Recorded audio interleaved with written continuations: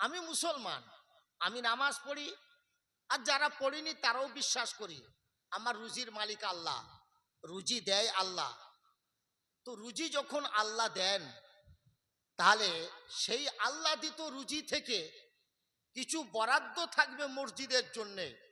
তাহলে কালেকশন করে চেঁচিয়ে চেঁচিয়ে মৌলবীদের ডেকে 10,000 20,000 টাকা দিয়ে আর কালেকশন করতে হতো না।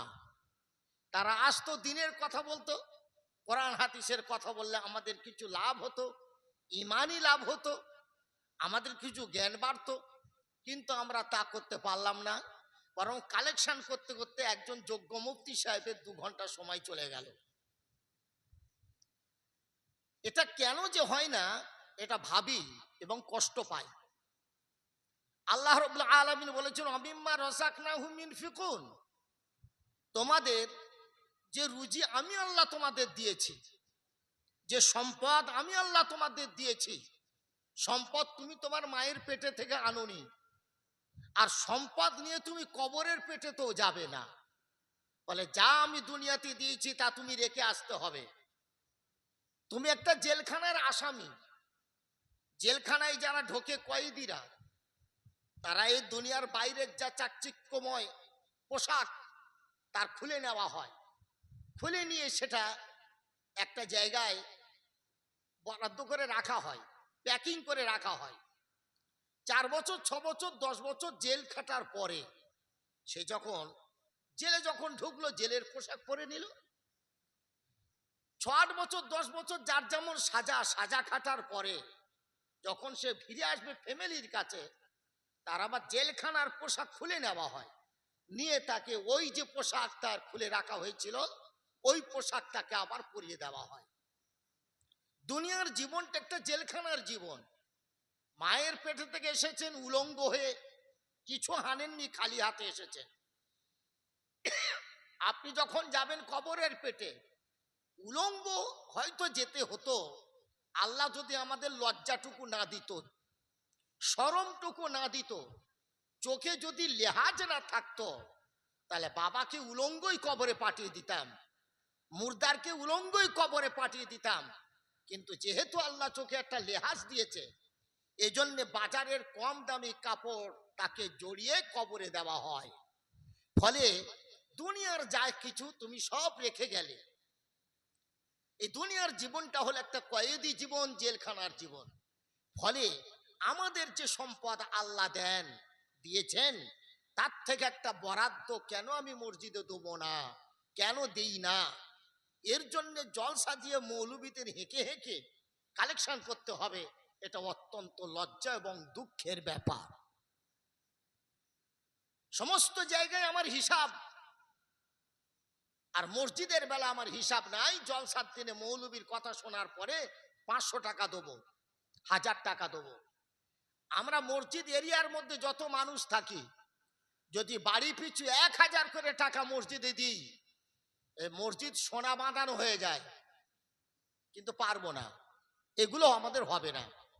আল্লাহ পাক আমাদের সুচেতনা এবং সুজ্ঞান এবং বোঝার মতন জ্ঞান আল্লাহ দান করুন, জোরে বলেন আমিন।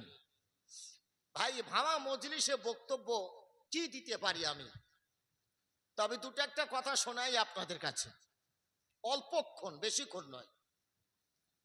শবে বরাতের নামাজ পড়া কি নফল, জানাজার নামাজ পড়া কি ফরজে কেফায়া।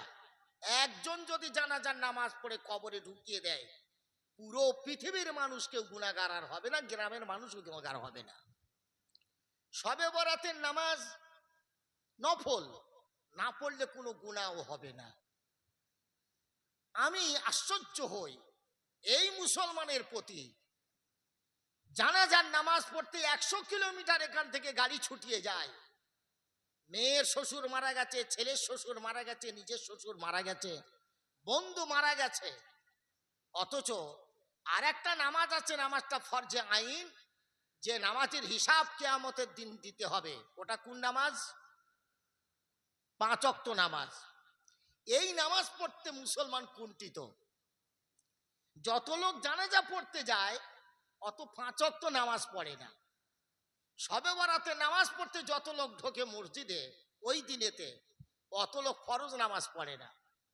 আমি আশ্চর্য হই, যে নামাজ পড়লে আল্লাহর কাছে কোনো হিসাব নাই, না পড়লে হিসাব নাই, তার জন্য তুমি প্রস্তুতি নিচ্ছ নামাজ পড়ার জন্য।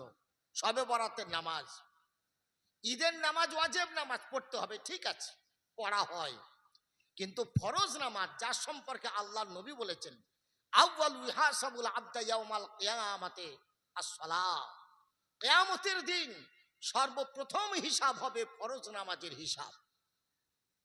কথাটা কি ঠিক আছে? এ আগে শুনেছেন?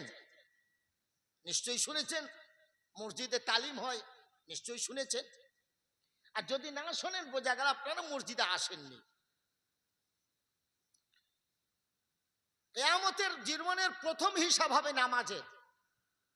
যার নামাজের হিসাব কমপ্লিট, আল্লাহর নবী বলেছেন আদার হিসাব নাও নিতে পারেন আল্লাহ, আল্লাহ তাকে জান্নাতের পথ, জান্নাতের গেট তার জন্য খুলে দেবে। জোরে বলেন আমিন। তাহলে বোঝা গেল ফরজ নামাজের কদর বেশি না শবে বরাতের নামাজের কদর বেশি? কথা বলুন, কোন নামাজের? ফরজ নামাজের।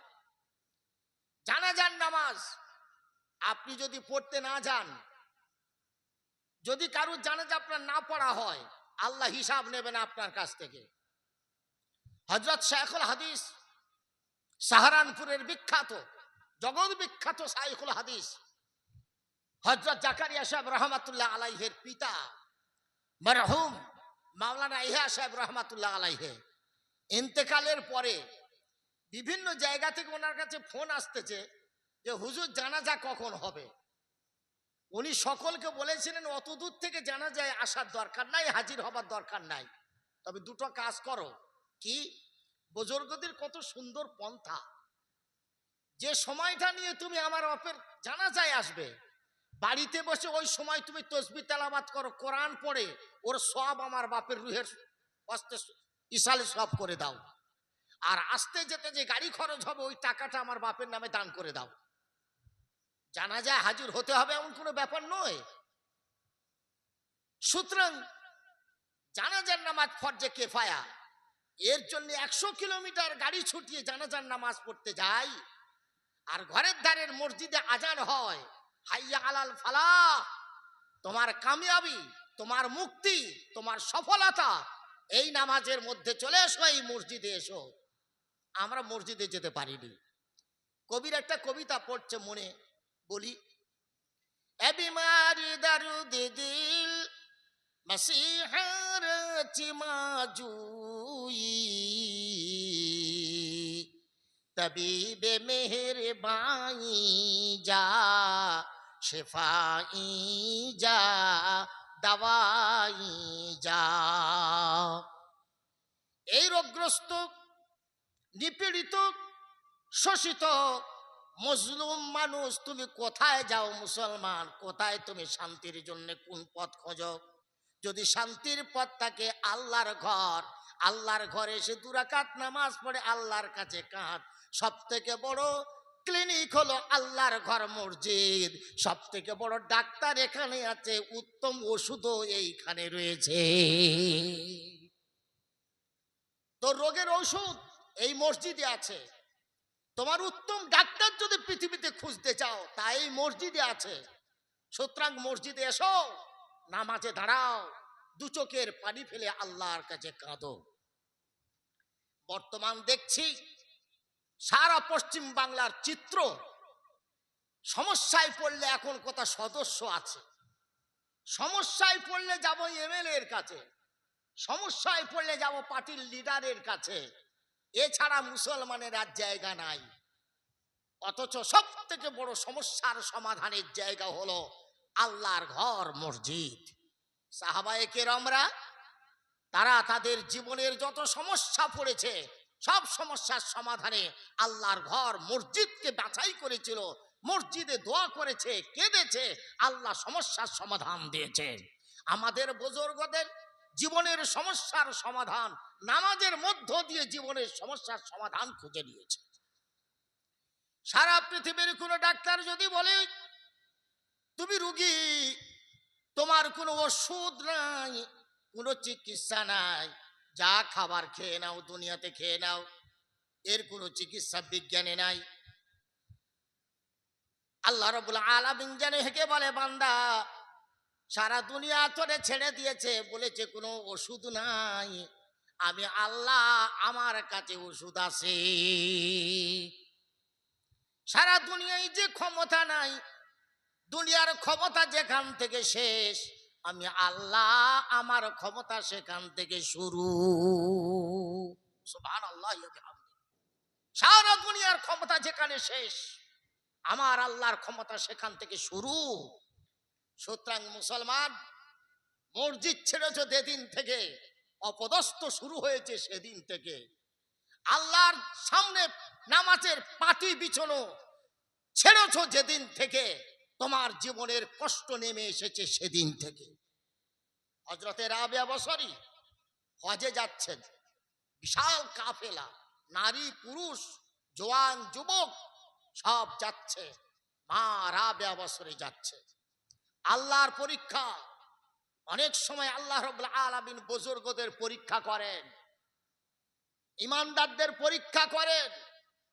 অনেক তুমি আমার কাছে নামাজ পড়েছো, রোজা করেছো, আমি আল্লাহ তোমার ইমানি পরীক্ষা নেবো, দেখবো তুমি ইমানের উপর কতটা টেকো। বিবি তুলে নেবে, ছেলে তুলে নেবে, রোগে ফেলবে।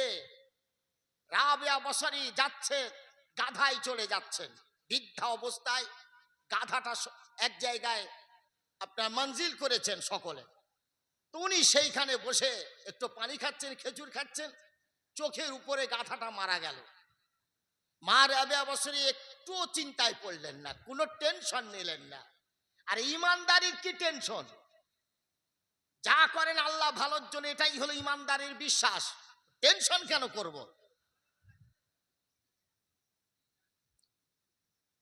ফলে মা রাবিয়া বসরি কোনো টেনশনে পড়লেন না। শুনেছে মা রাবিয়া বসরি গাধা মরে গেছে। কেউ এসে বলছেন, মা আমার গাধা আছে, তুমি এতেই চড়ে হজে যাও। কেউ বলছে আমার ঘোড়া আছে, কেউ বলছে আমি উট দিচ্ছি, মা তুমিই চলে যাও হজে, আমরা হেঁটে যাব। রাবিয়া বসরি বললেন, না, এতদিন যে আল্লাহর ইবাদত বন্দেগী করেছি, আমি সেই আল্লাহর কাছে দোয়া চাইবো, আমি তার কাছে কাঁদবো। আমার সমস্যার সমাধান যার হাতে, আমি তার কাছে যা চাইবো, নিশ্চিত তিনি আমার সমস্যার সমাধান করে দেবেন। এর নাম হলো ঈমান। হযরত মা রাবিয়া বসরি কাছে পানি ছিল, মুসলমানের পানি ছাড়া চলতে পারে না, ইমানদার পানি ছাড়া চলতে পারে না। ইমানদারের পানি খেতেও লাগে, অজুতেও লাগে, পেচ্ছাপ করলেও লাগে, পায়খানা করলেও তো লাগে সবারই, পেচ্ছাপ করলে সবার লাগে না। ইমানদারের পেচ্ছাপ করলেও পানি লাগে। তাই ইমানদার সফরে পানি ছাড়া তো যেতেই পারে না। মা রাবিয়া বসরির পাশে পানি ছিল, অজুর জন্য, খাবার জন্য পানি নিয়ে অজু করলেন। মরা গাধার পাশে 2 রাকাত নামাজ শুরু করে দিয়েছেন। 2 রাকাত নামাজ পড়ে দুটি হাত উপর দিকে তুলে কাঁদতেছে, রব্বুল আলামিন কাদেরে কুদুরত তুদারি হরচে খহি আকুনি মুরুদারা তু জিন্দা কুনত জিন্দারাবে জাকুনি। রব্বুল আলামিন, আমার গাধা তুমি মেরে দিয়েছো, তুমি যা করো বান্দা বান্দির ভালোর জন্য, তবে আমার জন্য বড় মুশকিল, আমি বৃদ্ধা, আমার বয়স হয়ে গেছে, কেমন করে হেঁটে হেঁটে হজে যাব। রব্বুল আলামিন কিয়ামতের দিন, মুসিবতের দিন, লক্ষ লক্ষ বছর, কোটি কোটি বছর ধরে যারা মারা গেছে, মাটি যাদের হাড় খেয়ে নিয়েছে, কিচ্ছু বলতে মাটির সঙ্গে তাদের কিছুই নাই, এমন মানুষকে তুমি যদি কিয়ামতের দিন তুলতে পারো, তবে আমার সবে মাত্র মরেছে গাধা, এই গাধাটা কি তুমি তুলতে জিন্দা করে দিতে পারো না? খোদার কসম, ইতিহাস বলতেছে হযরত মা রাবিয়ার বসরির হাত তখনও উপরে রয়েছে, নিচে নামে নাই, দোয়া শেষ হয় নাই। আল্লাহ রাব্বুল আলামিন রাবিয়া বসরির দোয়া কবুল করে মরা গাধাকে সামনে জীবন্ত করে হাঁটিয়ে দেখিয়ে দিয়েছে। জি, আমাদের সমস্যা সেদিন থেকে বেড়েছে যেদিন থেকে নামাজ ছেড়েছি, মসজিদ ভুলেছি। আমরা সফরে যাই, আমরা কলকাতায় যাই, নামাজি পানির বোতল নিয়ে যাই, তৃষ্ণার জন্য পানি খেতে হবে। আমাদের যা সব প্রয়োজন তা নিয়ে যাই, রাস্তা খরচের টাকা হিসাব করে নিয়ে যাই। বিবি যদি ছেলে যদি বলে কিছু আনতে, তারও জন্য আমরা হিসাব নেই, নিয়ে যাই। দুঃখের বিষয় আমাদের ব্যাগেতে নামাজের পাটি থাকে না। কজন মুসলমান কলকাতায় যাবে, সফরে যাবে, সারাদিন ঘুরে তুমি বাড়িতে আসবে, নামাজ পড়বার জন্য তার মুসল্লা তোমার ব্যাগে দেখিনি। বোঝা গেল আমরা নামাজি হয়েছি, আমরা নামাজ পড়া ধরেছি, কিন্তু প্রকৃত নামাজি হতে পারিনি। নামাজি কাকে বলে? কাকে বলে নামাজি? ব্যবসায়ী কাকে বলে? যে সারা জীবন ব্যবসা করছে, ব্যবসার ত্রুটি দেখায়নি করে দিয়ে। শীত এসেছে, শীতের সময় কি করে বুঝবেন শীত এসেছে? তার কিছু নমুনা থাকে। কি নমুনা? শীতের সময় ঘরের ছাদে কম্বল শুকোয়, কি বলে ওই গায়ে সোয়েটার শুকোয়, চাদর শুকোয়, শীতের পোশাক বের হয়। দোকানে দোকানে নতুন শীতের পোশাক, দেখে বোঝায় শীত এসেছে। কম্বলওয়ালা রাস্তায় ঢুকে কম্বল, কম্বল আছে কম্বল, বোঝা গেল শীতের কম্বল ঢুকেছে, শীত এসেছে। মদখোরকে কখন বলা যায় মদখোর? মদে ধরেছে। যখন মদ খেয়ে রাস্তায় যায়, পা ঠিক পড়ে না, দেহ ঠিক দাঁড়ায় না, মাথা ঠিক কাজ করে না, এলোমেলো বক্তব্য দেয়। আর 20 ফুট রাস্তা তবু বলে সামনে পঞ্চায়েতে যখন আমাদের সদস্য দাঁড়াবে তাকে বলবো যেন এই রাস্তাটা আরো 20 ফুট বাড়িয়ে দেয়, তাতে আমার চলার সুবিধা হবে। মদখোর, এই মদখোরের চলা দেখলে, মদখোরের কথা শুনলে বোঝা যায় ওকে মদে ধরেছে।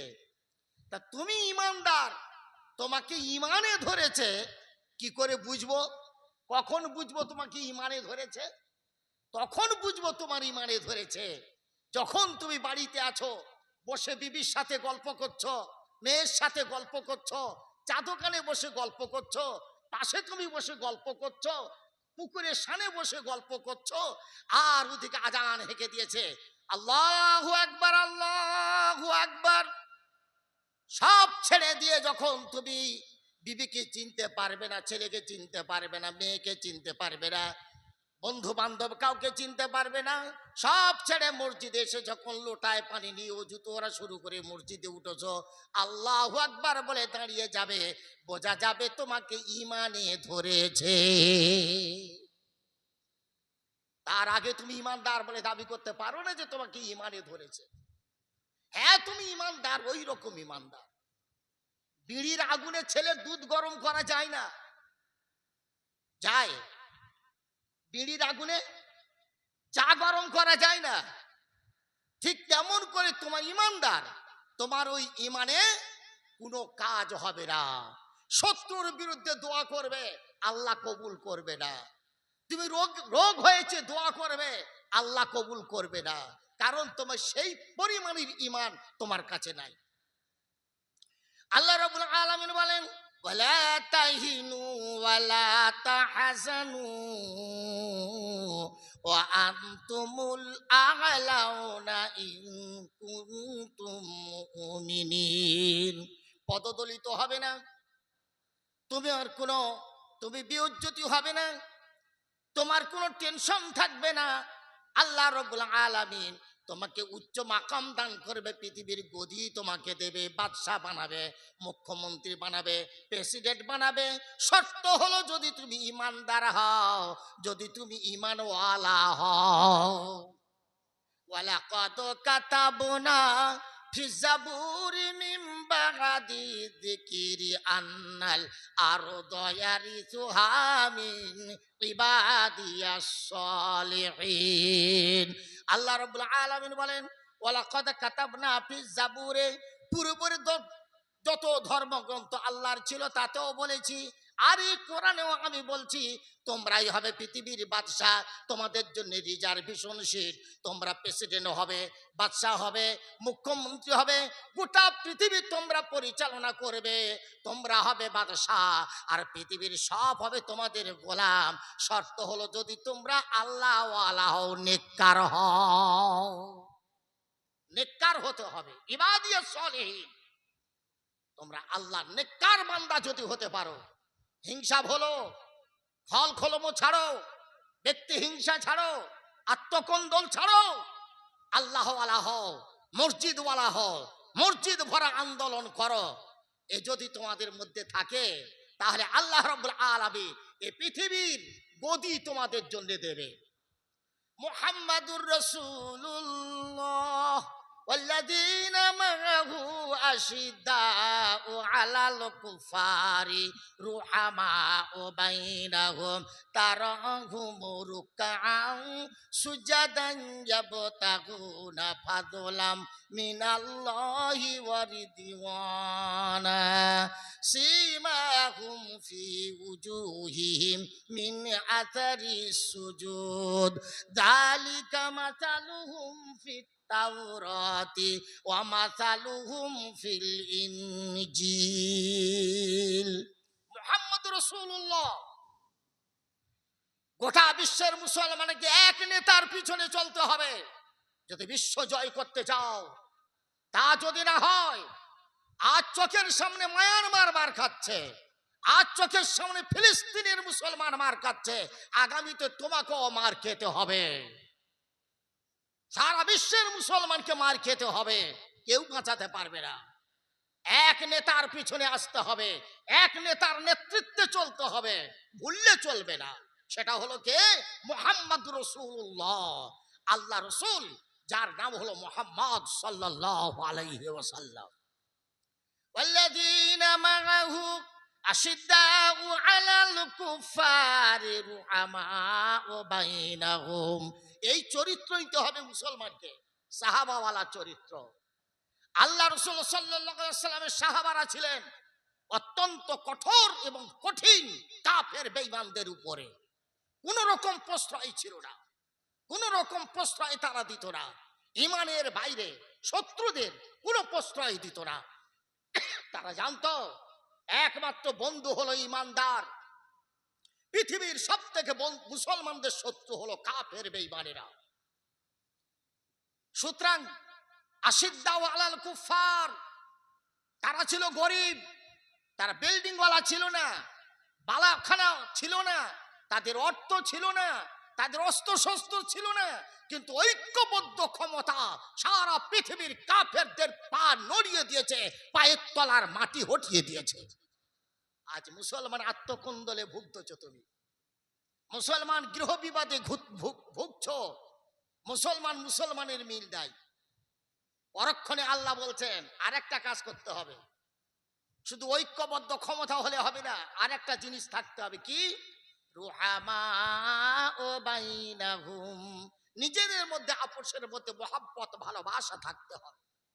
আমার ওস্তাদ হযরত মুফতি সাহেব তার সভাপতির ভাষণে তিনি একটা কথা বলেছেন, এই কথাই আগে বলে গেছেন যে আগেকার মানুষদের মধ্যে যে মহব্বত ভালোবাসা ছিল এখন আর কেউ নেই। একটা মানুষ যখন কোনো বিপদে পড়তো শত্রু মিত্র সকলে এসে তার পাশে দাঁড়াতো। এখন একদল বলে ভালো হয়েছে, আর একদল না গেলে নয় তার পাশে দাঁড়ায়। সুতরাং আত্মীয়তার ব্যাপারে আল্লাহর নবী বলেছেন যে আত্মীয়তা ছিন্ন করলো সবে বরাত সবে কদরে তার দোয়া আল্লাহ কবুল করে না, আল্লাহ তার রুচিতে বরকত দেয় না, আর তার হায়াত কমে যায়। যারা আত্মবিচ্ছেদ করে, রক্তের সম্পর্ক থাকা সত্ত্বেও যারা সম্পর্ক ছেদ করে, তাদের হায়াত কমে যায়, তাদের রুজিতে বরকত হয় না, আর আল্লাহ তাদের সবে বরাত সবে কদরের মতন রাত্রে আল্লাহ তাদের দোয়া কবুল করে না। আপনি বাপের সাথে বিচ্ছেদ, মায়ের সাথে বিচ্ছেদ, ভাইয়ের সাথে বিচ্ছেদ, পড়োশির সাথে বিচ্ছেদ, আত্মীয়র সাথে বিচ্ছেদ, আর সবে বরাতে গিয়েছেন আপনি একেবারে নতুন সেই পাঞ্জাবি পরেছেন, মাথায় ফুল কাটা টুপি দিয়েছেন, পাজামা পরেছেন, গায়ে ওড়না দিয়েছেন, হাজি রুমাল দিয়েছেন, মনে হয় যেন শাহজাহান বাদশার জামাই সবে মাত্র হজ থেকে এসেছে, সবে বরাতে আপনি ঢুকলেন, ফার্স্ট কাতারে ঢুকেছেন, ইমামও দোয়া করতেছে, আপনিও দোয়া করতেছেন, রব্বানা আতিনা আল্লাহ তুই দে না, রব্বানা আতিনা আল্লাহ তুই দে না, রব্বানা আতিনা আল্লাহ তুই দে না। আল্লাহ যেন উপর থেকে বলে, ওরে হনুমান চলে যা, দেবো না দেবো না দেবো না। আল ঠালা গেল না, দোট ঠালা গেল না, মদ খাওয়া গেল না, সুদ খাওয়া গেল না, ঘুষ খাওয়া গেল না। ওরে বেয়াদব, ওরে মুসলমান, দূর হয়ে যা, দেবো না, দূর হয়ে যা, দেবো না। তোর বাপের সাথে কথা নাই, তোর মাকে ধরে পিটিস, তোর বাপকে ভাত দিস না, বড় ভাইয়ের সাথে কথা নাই, পরপুরুষের সাথে কথা নাই, আত্মীয় স্বজনের সাথে তোর কথা নাই, দূর হয়ে যা, দেবো না, সবে বরাতে দেবো না। ও তো সারা রাত নামাজ পড়ে মনে করলো বস্তা বস্তা জোগাড় করে দিয়েছে, 1 বছরের মতন হয়ে গেছে, অথচ কলা। এটা হাদিসের কথা বলছি। সুতরাং বিচ্ছেদ বন্ধ করুন। মুসলমানে যতদিন বিচ্ছেদ থাকবে আল্লাহ দোয়া কবুল করবে না, দোয়া কবুল হবে না। আজ ফিলিস্তিনের বিরুদ্ধে এত দোয়া কেন কবুল হয়নি? সাদ্দামের পক্ষে এত দোয়া হয়েছিল, দোয়া কেন কবুল হয়নি?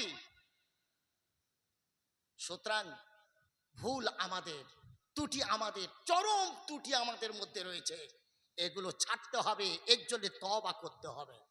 আবার একদল শবে বরাত করতে যায়, তারা শবে বরাত করতে যে মসজিদের পাশে দাঁড়ায়, গেটে দাঁড়িয়ে বলে, সুদ তুই এখানে দাঁড়া, ঘুষ তুই দাঁড়া, আল ঠেলা দাঁড়া, যত রকমের পাপ কে বলে সব এখানে দাঁড়া, মদ তুই দাঁড়া। আমি এখন শবে বরাত করতে মসজিদে ঢুকতেছি, শবে বরাত করে মসজিদ থেকে বেরিয়ে ফের তোদের নিয়ে ঘরে যাবো একসাথে। এরকমও লোক আছে।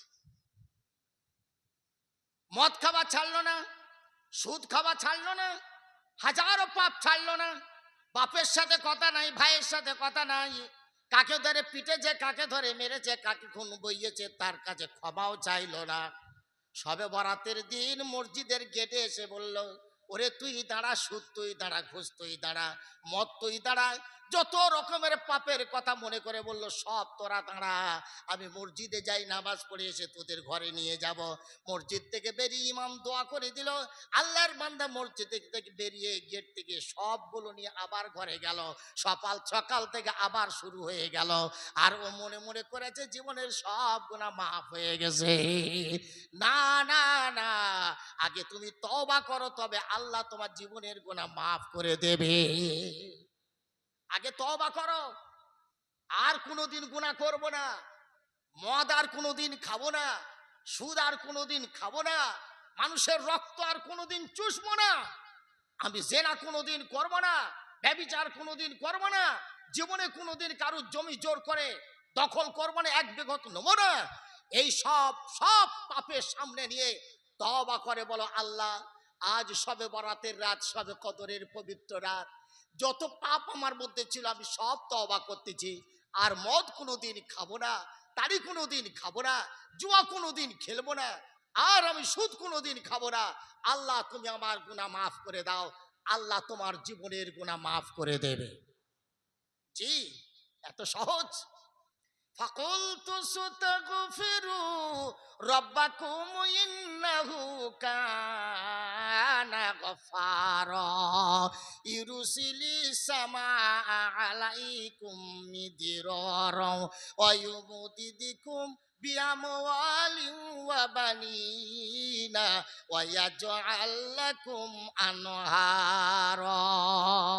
আল্লাহর কোরআন বলতেছে, ফাকুল তুস্তাগফিরু রব্বাকুম, বান্দা পাপ করেছো, এটা আল্লাহর কাছে বড় কথা না, আল্লাহর কাছে কোনো খারাপ কথা না। বান্দা পাপের দুনিয়ায় পাপ তো করতেই পারো, কিন্তু আল্লাহ বড় নারাজ হয় ওই বান্দার প্রতি পাপ করার পরেও ক্ষমা চায় না। ফাকুল তুস্তাগফিরু রব্বাকুম, এই বান্দা ফিরে এসো, পাপী গুনাহগার, এখন তুমি পাপ করেছো, নিরাশ হয়ে যেও না, তুমি আল্লাহর কাছে ক্ষমা চাও। আল্লাহ রাব্বুল আলামিন বলেন, আমি আল্লাহ গফুর গফার, আমি তোর জীবনের সব গুনাহ মাফ করে দিতে পারি। কত বড় গুনাহগার, কত বড় পাপী রে বান্দা তুই। আমি জীবনের পাহাড় পরিমাণ, হিমালয় পর্বত পরিমাণ যদি গুনার পাহাড় মাথায় নিয়ে আমার কাছে আসো, আমি আল্লাহ সব পাহাড় পরিমাণ গুনাহ মাফ করে আমি আল্লাহ নেকিতে ভরপুর করে দিতে পারি। বান্দা তওবা করো।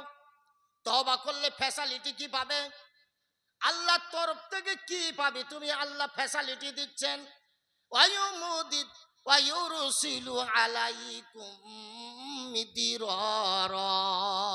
তোমরা যদি তওবাকারী হও, গ্রামের মানুষ, এলাকার মানুষ, রাজ্যের মানুষ যদি সব তওবা করতে পারো, আমি আল্লাহ তোদের কি দেবো? শোন, আমি রহমতের পানি আকাশ থেকে আমি আল্লাহ রহমতের বাড়ি বর্ষণ করব।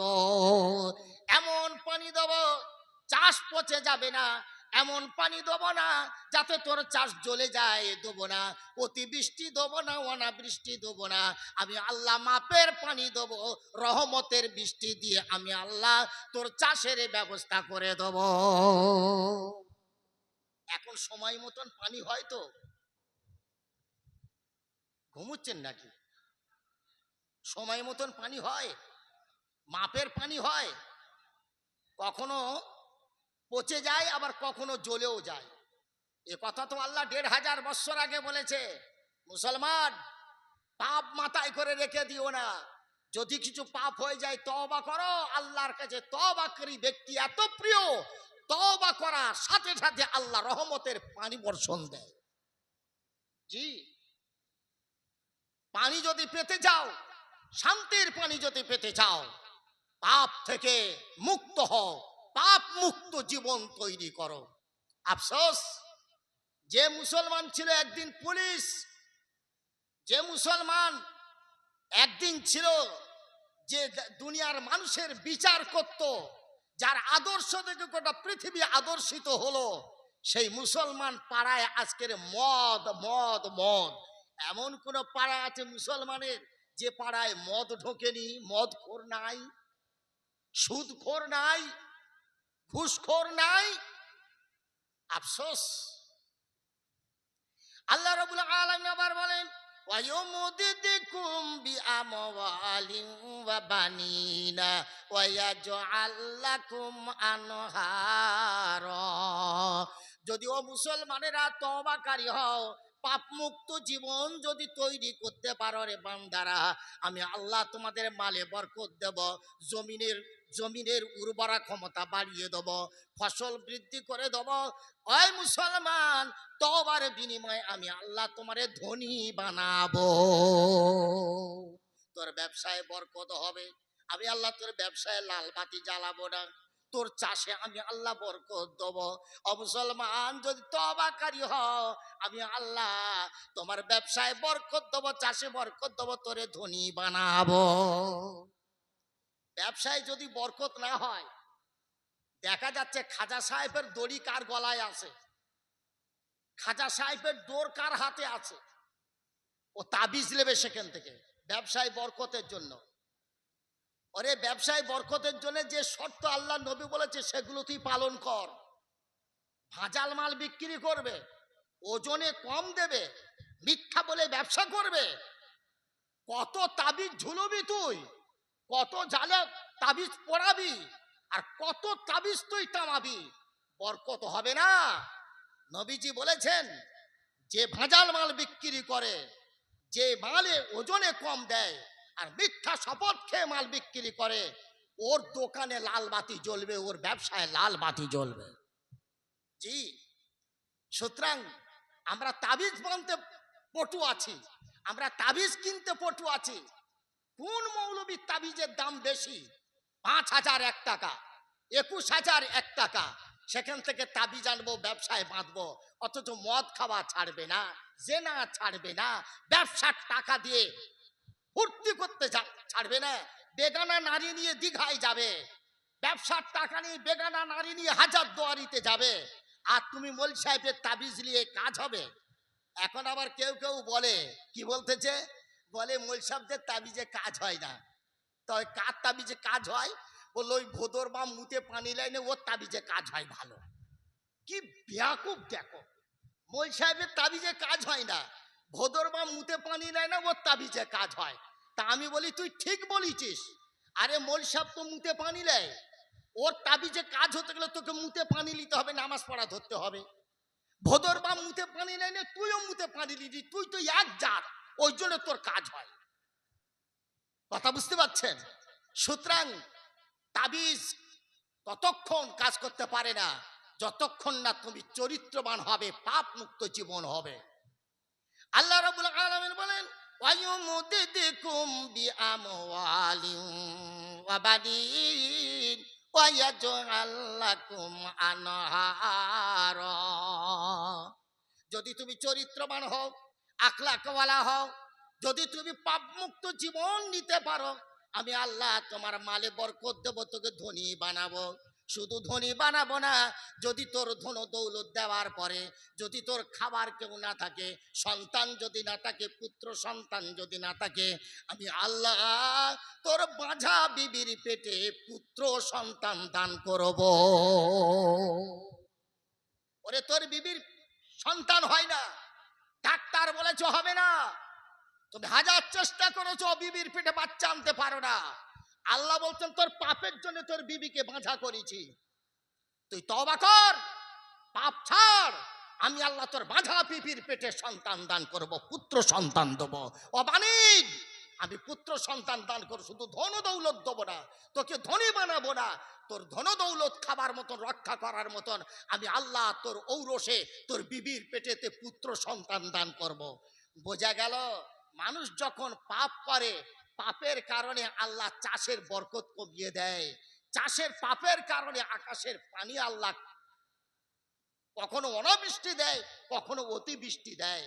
পাপের কারণে আল্লাহ রাব্বুল আলামিন গুরবত রাখে, ধনী বানায় না, তা কষ্ট দেয়, অনাটন দুর্ভিক্ষ দেয়। বোঝা গেল পাপের কারণে আল্লাহ পাক পুত্র সন্তান দেন না। এতগুলো কারণ আছে পাপের কারণে আল্লাহ পাক এতগুলো জিনিস আল্লাহ তাক মেরে রাখে, বন্ধ রাখে। পাপ বন্ধ করো, আল্লাহ তোমার রহমতের পানি দেবে। পাপ বন্ধ করো, আল্লাহ তোমার পুত্র সন্তান দান করবে। পাপ বন্ধ করো, আল্লাহ তোমার ব্যবসায় বরকত দেবে। পাপ বন্ধ করো, আল্লাহ তোমার ধন দৌলতে ভরে দেবে। আল্লাহ রাব্বুল আলামিন আমাদের সব কথাগুলো বোঝার তৌফিক দান করুন। কিন্তু এত অজের পরেও তবু কি গ্রাম থেকে সুদ যাবে? কথা বলে না, যাবে না। ওই বড় সুদ যদি চলে যায়, আর একটা ছোট সুদ আছে, ওর ছোট ভাই, জানেন ওটা কি? বন্ধন। ও যাবে না। জি, ওই বড় ভাই যাবে, কিন্তু ছোট ভাই থেকে যাবে। আমাকে বলে হুজুর এই বড় সুদটা গ্রামে আর দেখা যায় না, তবে ছোট সুদটা আছে। আমি বলি শুয়োরের বাচ্চা আর শুয়োরের ধাড়ি, দুটো ছোট কোনটা আর বড় কোনটা বলতে পারিস? যেটা ধাড়ি সোর, ওই তো বড় সত্য, ওই তো বড় হারাম। তো কথা বলে না কেন? সব জেগে আছেন না ঘুমুচ্ছে? আর ওর যে বাচ্চাটা হয়েছে ওটা ছোট হারাম, এরকম ব্যাপার আছে? গুইয়ের কোন পিঠ ভালো? মনে হয় নিচেরটাই ভালো, কোনোটাই ভালো না। আরে সুদ সুদ, তোর বন্ধন সুদ, আর টাকায় টাকা নেওয়া সুদ, ব্যাংকের সুদ ও সুদ। গ্রামে 100 টাকা দিয়ে 120 নিয়েছো, ওটাও সুদ। আর বন্ধনও তোমার সুদ। তবে হ্যাঁ, ওগুলো হলো একটু অন্য ধরনের সুদ, আর বন্ধনের সুদটা একটু মিষ্টি সুদ। এ শয়তানের, এ হলো সব থেকে বড় শয়তানের তৈরি।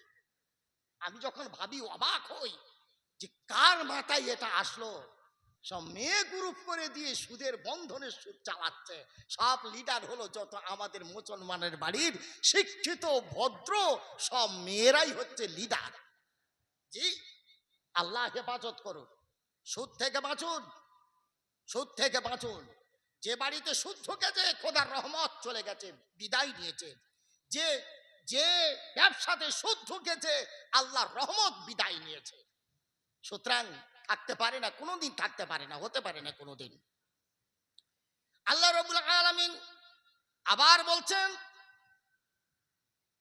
আল্লাহ রাব্বুল আলামিন বলেন ويمددكم بأموال وبنين ويجعل لكم أنهارا ما لكم لا ترجون لله وقارا আল্লাহ রাব্বুল আলামিন অবশেষে নিজে দুঃখ করে বান্দাদের প্রতি বলতেন, বান্দারা বল, এত ওয়াজ করলাম, এত কথা বললাম, 30 পারা কোরআন তোদের হিদায়াতের জন্য দিলাম, এরপরও তোরা কেন আমার কথা মানিস না, কেন আমার কথা শুনিস না? মালাকুম, কি হলো তোদের? লা তারজুনা লিল্লাহি ওয়াকারা, কেন তোদের প্রভুর দিকে ফিরিস না? কেন তোরা তোদের আল্লাহর কথা মানিস না? কেন তোরা আমার ঘর মসজিদে যাস না?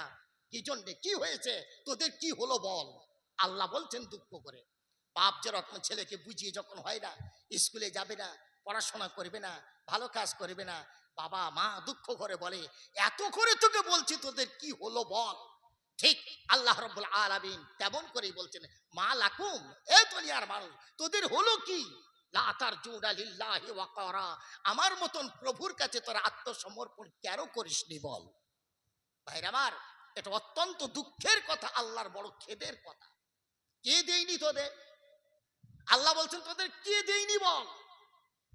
আমি তোদের যা কিছু প্রয়োজন সব মিটিয়ে দিয়েছি, অথচ তুমি আমার দ্বীনের ব্যাপারে, আমার হুকুমের ব্যাপারে তোমরা কান ঝাড়া মেরে চলেছ। আল্লাহর নিয়ামত কি আছে আমাদের কাছে? আল্লাহ রাব্বুল আলামিন তার যত নিয়ামত সব আমাদের দিয়েছে। আল্লাহ রাব্বুল আলামিন বলেন, ওয়ালাকাদ, আল্লাহ রাব্বুল আলামিন বলেন, খালাকাহু ফাকাদ্দারাহু সুম্মাস সাবিলা ইয়াসসারা সুম্মা আমাতাহু ফাআকবারাহু সুম্মা ইযা শাআ আনশারা। আল্লাহ রাব্বুল আলামিন বলেন, খালাকাহু, আমি তোমাদের সৃষ্টি করেছি তোমার মায়ের গর্ভে, এক ফোঁটা নাপাক পানি থেকে আমি আল্লাহ তোমাদের সৃষ্টি করলাম, তোমাদেরকে মানুষ রূপে বানালাম। বলো বান্দা, তোমার মায়ের গর্ভে তুমি মানুষের বাচ্চা মতন তৈরি হলে, আমি আল্লাহ তোমাদের তৈরি করলাম। কেমন করে তৈরি করলাম? আমি আল্লাহ তোমার মায়ের রেহেমের ভিতরে এক ফোঁটা বীর্য দিলাম, বীর্য থেকে তুমি মানুষ তৈরি হয়েছ। এরপরে আমি আল্লাহ রাব্বুল আলামিন তোমাদের সৃষ্টি করলাম, জীবন দিলাম, দেহ তৈরি করলাম, তারপরে জীবন দিলাম। আমি আল্লাহ রাব্বুল আলামিন, তোমার মা মাছ খেয়েছে, গোশ খেয়েছে, ফল খেয়েছে, ও সব কিছু তোমার পেটে আমি দিলাম না, কারণ তুমি হজম করতে পারবে না, সহ্য করতে পারবে না। বরং আল্লাহ রাব্বুল আলামিন, এই তফসিরে এসেছে, আল্লাহর কোরআনে আল্লাহ রাব্বুল আলামিন বলতে চান, বান্দা সৃষ্টির পরে তার মায়ের যখন পেটে বাচ্চা এসে যায়, মায়ের মেন্স বন্ধ হয়ে যায়। মাসের মেন্সগুলো, মেন্সের খুনগুলো কোথায় হজম হয়ে গেল, কোথায় চলে যায়? বাচ্চা প্রসবের সাথে সাথে 10 মাস 11 মাসের যত মেন্সের খুন বের হয় না, হলো কি? বিজ্ঞান বলতেছে এই মেন্সের খুনগুলো আল্লাহ রাব্বুল আলামিন তার নিজ কুদরতি ল্যাবরেটরিতে ফেলে সব মেন্সের খুনগুলো শোধন করে খাদ্য বানিয়ে আল্লাহ রাব্বুল আলামিন নারীর মধ্য দিয়ে তা ওই বাচ্চার পেটেতে সরাসরি পৌঁছে দিয়ে আল্লাহ মায়ের পেটে বাচ্চাকে লালন পালন করে তুলেছে। বিজ্ঞান বলছে নারীদের মেন্সের খুন এত সাংঘাতিক জীবাণু, গরম পানি ছাড়া ওর জীবাণু নষ্ট হয় না, এত সাংঘাতিক জীবাণু। আল্লাহ বলছেন আমি তোমার মায়ের পেটেতে আমার কুদরতি ল্যাবরেটরিতে ফেলে ওকে শোধন করে আমি আল্লাহ সরাসরি তোমার মুখ দিয়ে দিইনি, বরং নারীর দ্বারাতে তোমার সরাসরি পেটে দিয়ে আমি আল্লাহ তোমাকে লালন পালন তিলে তিলে বড় করেছি। আমার কথা ভুলে গেলে, আমার অফিসের কথা ভুলে গেলে, আমার হুকুমের কথা ভুলে যাও। এটা পার্টির হুকুম, এই মুসলমান বলে এটা পার্টির আদেশ, করতে হবে। এমএলএ বলেছে করতে হবে, দিদি বলেছে করতে হবে, নবান্নের খবর করতে হবে, সব করতে হবে। আর আল্লাহর হুকুম তুমি উড়িয়ে দিতেছ বান্দা, অথচ আমি তোমার সৃষ্টিকর্তা, তোমার সৃষ্টি সম্পর্কে একটু ভাবো। আমি তোমার মায়ের পেটে কিভাবে লালন পালন করলাম, এরপরে তুমি 10 মাস হয়ে গেছো, এখন তোমার পেটের ভিতরে জীবন এসে গেছে, চোখ ফুটে গেছে। 10 মাসের পরে আর তুমি মায়ের পেটে থাকার কোনো প্রয়োজন নাই। আমি আল্লাহ রাব্বুল আলামিন আমার দয়ায় তোমার মায়ের পেটে মৃদু যন্ত্রণা তুলে দিলাম। ওই যন্ত্রণার নাম হলো প্রসব বেদনা। তোমার মায়ের পেটে প্রসব বেদনা শুরু হলো। তোমার মা উপর দিক থেকে চাপ দিতে লাগলো, বাচ্চা প্রসব হয়ে যাও। আমি আল্লাহ রাব্বুল আলামিন তখন প্রসবের রাস্তা ক্লিয়ার করি নাই। তোমার মায়ের মুখের দিকে তাকালাম, তোমার বাপের মুখের দিকে তাকালাম। বাড়ির সকল যেন চিন্তায় মগ্ন, বড় টেনশনে পড়েছে। আমি আল্লাহ রাব্বুল আলামিন এরপরে আমি তোমার মায়ের পেটের ভিতরের যন্ত্রণা আমি বাড়িয়ে দিলাম।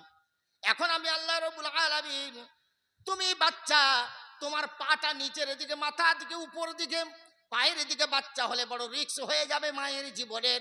আমি আল্লাহ রাব্বুল আলামিন, আমি আল্লাহ আরশ মুআল্লা হতে তোমার মায়ের পেটের ভিতরে তুমি বান্দা, আমি আওয়াজ দিলাম, আলাস্তু বিরব্বিকুম, বলো রে কচি বান্দা মায়ের পেটে, আমি কি তোর রব নয়? দুনিয়ার মা শুনতে পেল না, পাশে বাবা শুনতে পেল না, যত নারী থাকে পাশে কেউ শুনতে পেল না। ওই আওয়াজ বাচ্চার কানে চলে এলো সরাসরি।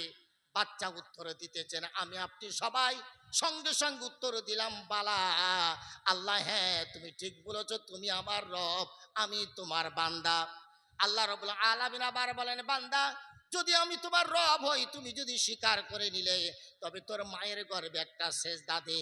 সঙ্গে সঙ্গে কচি বাচ্চা মায়ের পেটে সেজদা দিতে যায়, মাথাটা নিচের দিকে হয়ে যায়, পাটা ওপর দিকে চলে যায়। সুম্মা সাবিলা ইয়াসসারা। আল্লাহ রাব্বুল আলামিন তার দয়ায় মায়ের সংকীর্ণ পথকে প্রশস্ত করে দেয়। উপর থেকে মা চাপ দিল, আল্লাহ বান্দাকে মাথাটা নিচু দিয়ে সেজদার মাধ্যমে ঘুরিয়ে দিল। মা উপর থেকে চাপ দিল, সংকীর্ণ পথ প্রশস্ত হয়ে গেল। বান্দা আল্লাহু আকবার বলবে, সেজদায় এলো। ওই অবস্থায় আল্লাহু আকবার বলে দুনিয়ার পিছনে চলে এলো। দুনিয়ায় বোঝা গেল যত সন্তান মায়ের পেটে থেকে আসে, সেজদা দিতে দিতে আল্লাহু আকবার বলে আসে। এখন দুনিয়ায় আসার পরে বলছে, হুজুর নামাজ তো পড়তেই হবে, মুসলমানের ছেলে তো, নামাজ তো পড়তেই হবে হুজুর। তবে এত তাড়াতাড়ি কি হয়? দুনিয়া অনেক লম্বা হুজুর, একটু সময় দিতে হবে। আবার কেউ কেউ সরাসরি বলে, বুড়ো হলে নামাজ পড়বে। এক্ষুনি কি নামাজ? আরে বুড়ো হলে নামাজ পড়বে, এখন নামাজ না। আচ্ছা, আরে বুড়ো হলে ঝাঁতলা নামাজ পড়ে, মাদুর নামাজ পড়ে, ওই খেজুর পাতার চ্যাটাই বুড়ো হলে নামাজ পড়ে, পড়ে না? দেখেছেন? ওই যে চ্যাটাই আপনি বাজার থেকে কিনে, খেজুর পাতার চ্যাটাই, ওই যে মাদুর আপনি বাজার থেকে কিনে আনলেন, এনে ওকে বললেন দাঁড়াও, ও ঠিক দাঁড়াবে। 6 মাস যখন মেয়েদের হাতে পড়ে, বাচ্চারা পেচ্ছাপ করে আর পায়খানা করে, তারপর মেয়েরা যখন রোগড়ে রোগড়ে পুকুরে ধোয় আর শুকুর দেয়, 6 মাস পরে যদি আপনি বলেন দাঁড়াও, ও বলবে না আমি রুকুতে যাব, ওর মাজা ভেঙে যায়। 1 বছর পরে যখন বলবেন এই মাদুর দাঁড়া, ও বলবে না বিনা রুকুতে সেজদায় চলে যাব, ওর পার মাথা সমান হয়ে যায়। তুমি 6 ফুট 7 ফুট লম্বা, তুমি বলতো যে এখন কিসের নামাজ, বুড়ো হলে নামাজ পড়বো। 40 থেকে 50 বছর পরে তুমি কুঁজো হয়ে যাবে, তুমি অটোমেটিক সেজদায় পড়েই যাবে, মাথা তোমার নিচু হয়ে যাবে। জি, এখন নামাজ পড়বে না, জোয়ানায় কালে নামাজ পড়বে না, তা নামাজ পড়বে কোন সময়? বুড়ো কালে। বুড়ো কালের নামাজের দিকে আল্লাহ তাকায় না, আল্লাহ যদি ইচ্ছা করে তাকাবে না। কেন? ওই যে আমি উদাহরণ দিই, একটা ছেলে একটা মেয়েকে বিয়ে করলো, বিয়ে করে বাড়িতে আনলো, শিক্ষিত ছেলে শিক্ষিত মেয়ে মনে করুন, মেয়েটার আর একটা ছেলের সাথে প্রেম ছিল। তো এই ঘরে এসে এই ছেলের সাথে আনন্দ করার পরে তো ছেলে বলছে, বিবি জীবন অনেক লম্বা, এসো একটু ঘুমিয়ে নি, আগামীকাল আবার কথা হবে। ছেলেটা ঘুমিয়ে পড়লো, পাশের মোবাইলটা নিয়েই 10টা নাম্বার টিপলো, সেই যে পুরাতন বন্ধু প্রেমিকা প্রেমিক লাগিয়ে দিল, বলল তাড়াতাড়ি চলে এসো, ঘুমিয়ে পড়েছে। ও রাত 2টোর সময় বাইক নিয়ে এসে দরজায় দাঁড়ালো, সঙ্গে সঙ্গে ও আস্তে করে নাকেতে হাত দিয়ে দেখলো খুব ঘুমুচ্ছে পাশের লোক, ও বেরিয়ে চলে গেল। সকালবেলা উঠে দেখলো বউ নাই। মা বলে বউ কোথা, ছেলে বলে তো মা আমি তো জানি না, বাপ বলে জানি না। বোঝা গেল ও ভালোবাসার সাথে চলে গেছে। 40 বছর ভালোবাসার সাথে কাটালো। 40 বছর, 40 বছর ভালোবাসার সাথে কাটালো। বয়স হয়ে গেছে 55-60-এর কাছাকাছি। এমন সময় ভালোবাসা মারা গেল। এখন চিন্তা করলো কোথায় যায়, যাব তো যাব আমার সেই প্রাক্তন স্বামীর কাছে যাব, যে স্বামী বিয়ে করেছিল। বিয়ে করার পরে যিনি আমাকে, যার ঘর থেকে বাসর ঘরে রাত্রেতে আমি পালিয়ে এসেছি, এখন আমার ভালোবাসা মরে গেছে, আমার স্বামীর কাছে যাব। এখন ওই কথা ভেবে রাতের বেলা বেরোলো, সন্ধ্যাবেলা বেরোলো। এই সেই প্রাক্তন স্বামীর ঘরের দরজায় দাঁড়িয়ে জিজ্ঞাসা করে কে তুমি, বলে আমি তোমার সেই প্রাক্তন বিবাহিত স্ত্রী। বলে কে তুমি, বলে চিনতে পারো নাই, ওই যে বিয়ে করে তোমার আমার বিয়ে হলো, তুমি আমাকে বাসর ঘরে রেখে দিলে, তোমার আমার আনন্দের পরে তুমি ঘুমিয়ে পড়লে, আমি বাসর ঘর থেকে আমার বন্ধুকে নিয়ে চলে গেলাম। 40 বছর কেটে গেছে, বন্ধু মরে গেছে, ভালোবাসা মরে গেছে, এখন বাকি জীবনটা তোমাকে দেবো বলে এসেছি। ওগো আমার স্বামী, আমি তোমার স্ত্রী, আমার জীবনটা তুমি, বাকি জীবনটা তোমার কাছে অর্পণ করে দিলাম, তুমি গ্রহণ করে নাও। বলো দেখি কোনো ছেলে কি এমন আছে যার স্বামী 40 বছর ভালোবাসার সাথে কাটাবে, বুড়ি হয়ে গেছে, দাঁত পড়ে গেছে, শরীর ঢিলে হয়ে গেছে, এখন যদি স্বামীর কাছে এসে বলে স্বামী তুমি বাকি জীবনটা গ্রহণ করে নাও, বলো ওর জীবনটা কি স্বামী হাতে নেবে? এসব চুপ করে আছে মানে তার মানে নেবে তো নাকি? হ্যাঁ, তো কথা বলনি কেন? আমি তো মনে করি তোমরা নেবে, সকলেই নেবে। নেবে? কেউ নেবে না। আল্লাহ রাব্বুল আলামিন এমন করে দুনিয়াতে তোমারে আমারে পাঠালো, জওয়ান হলে, যুবক হলে, সারা জীবনটা তুমি কাটালে লাঠির কাছে, পাটির কাছে, নেতার কাছে, নেত্রীর কাছে, বিবির জন্য, বাপের জন্য, ছেলের জন্য, মেয়ের জন্য, দুনিয়ার জন্য ব্যবসা করতে পুরো লাইফটা কেটে দিয়েছো। এখন প্যারালাইসিস হয়ে গেছে, এখন তোমার পার বেঁকে না, সোজা হলে বেঁকে না, বেঁকলে সোজা হয় না, এখন তোমার হাত ওঠে না, এখন লাঠি ছাড়া চলতে পারো না। এখন সময় মসজিদে এসেছো, মসজিদে বসে ডাকতেছো আল্লাহু আকবার। ওরে বল, ব্যবসার জন্য জীবন দিলে, বিবি বাচ্চার জন্য জীবন দিলে, লাঠি করতে লাঠি নিয়ে, পাটি নিয়ে, রাজনীতি নিয়ে, নেতার পিছনে ছুটলি, সারা জীবন কাটালি, এখন বুড়ো হয়ে গেছি, দেশ তোরে মানে না, দশ তোরে মানে না, বিবি তোরে নিতে নিতে চায় না, ছেলে তোরে ঘরে রাখতে চায় না। এমন তোমার সময় তুমি যদি মসজিদে এসে বলো আল্লাহ তুমি আমাকে নাও, আমি তোমার বান্দা, বল তোর আল্লাহ তোকে কেন বান্দা বলে গ্রহণ করবে? বল,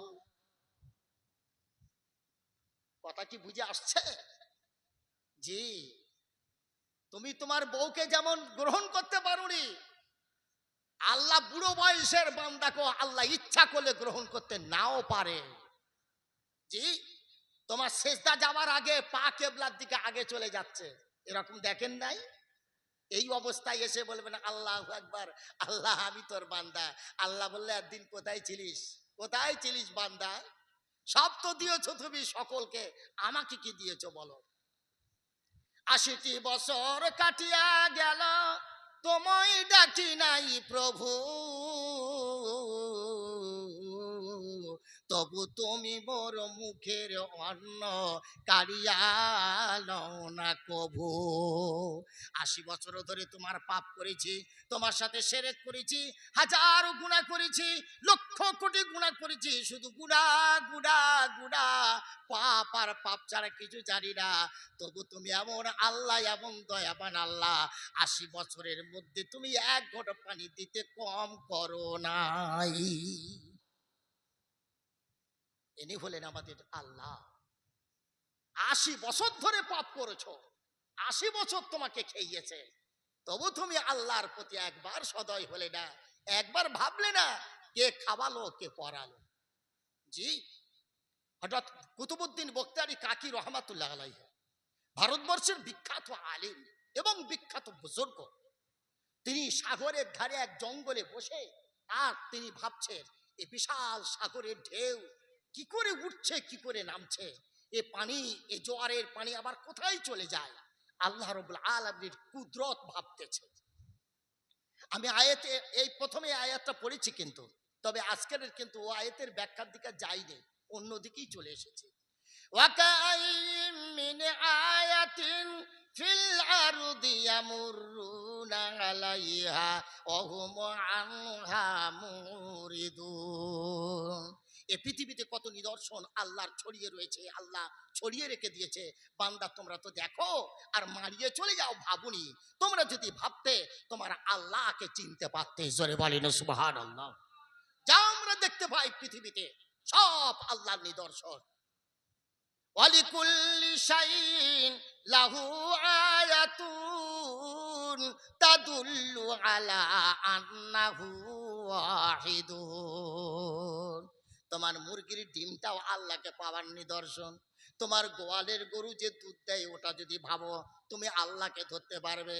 তোমার মোরগটা রাতের বেলা বাং দেয় ডাকে, যদি একটু বুঝতে তুমি আল্লাহকে চিনতে পারতে।